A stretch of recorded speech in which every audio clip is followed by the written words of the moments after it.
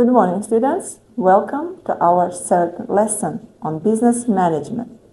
Today's theme is gaining experience, personal details.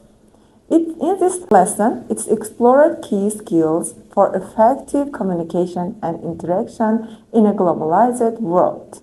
Here are some related vocabularies to this lesson. First, analog, digital, register, abroad, communicator, example, problem solver, quarter, share, team player, workaholic. Now, numbers and symbols. Counting. You should practice counting in different increments such as 2s, 3s, and 7s. For example, in 2s, 2, 4, 6, 8, and etc. In 3s, 3, 6, 9, 12, and etc. In 7, 14, 21, and etc.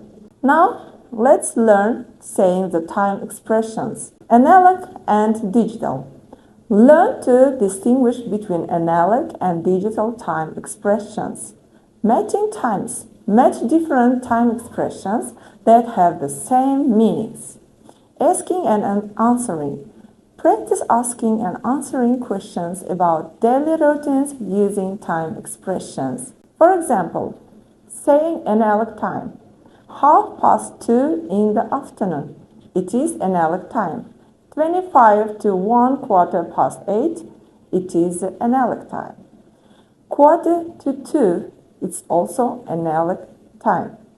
Digital time. 4:20 a.m. 17:01. 20:30 p.m., etc. Let's learn how to say dates and historical events. Saying dates. Learn to say dates correctly in English, including year, month, and day. Then completing sentence. Complete sentence with the dates related to significant historical events. Then listen and practice. Listen to a conversation about registering for courses and complete the details for 2 students. Next, let's continue. Our topic is grammar, present simple tense. Everybody knows that formation of present simple is in the positive sentence, subject plus verb, ses in the third person singular. Negative form is subject plus don't and does or doesn't plus verb. Interrogative sentence is formed do, does before the subject, then plus verb. For example, I live in Uzbekistan. She likes an ice cream. These are positive sentences. They don't speak Spanish. My brother doesn't finish his work. They are negative form of present simple tense.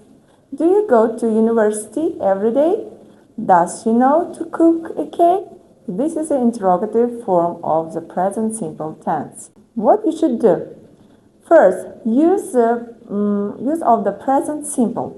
Review the use of the present simple tense, including routines, permanent situations, and general truths. Next, completing sentence. Complete sentence about national stereotypes using the correct form of the verb in the present simple. Practice and asking and answering questions about national stereotypes and cultural habits. Next, adverbs of frequency. What you should do to learn. Frequency. Learn about adverbs of frequency and how they are used to express how often sometimes happens. Analyzing people. Analyze the table of people's habits, and answer questions about their characteristics. Listen to a radio program about cultural habits in the Europe and complete charts with the percentages. Here is the example of adverbs of frequency. They are always, nearly, always, usually, often, sometimes, not often, rarely, never. Next is preposition of time. In this lesson, we will learn preposition of time. about prepositions of time and how they are used to indicate specific points or periods of time. Next. What is preposition of time? On, at, in. We use on with the weekdays, dates, special dates, weekends, especially in the American language. At, we use at before the night, the weekend, in the British festivals, times.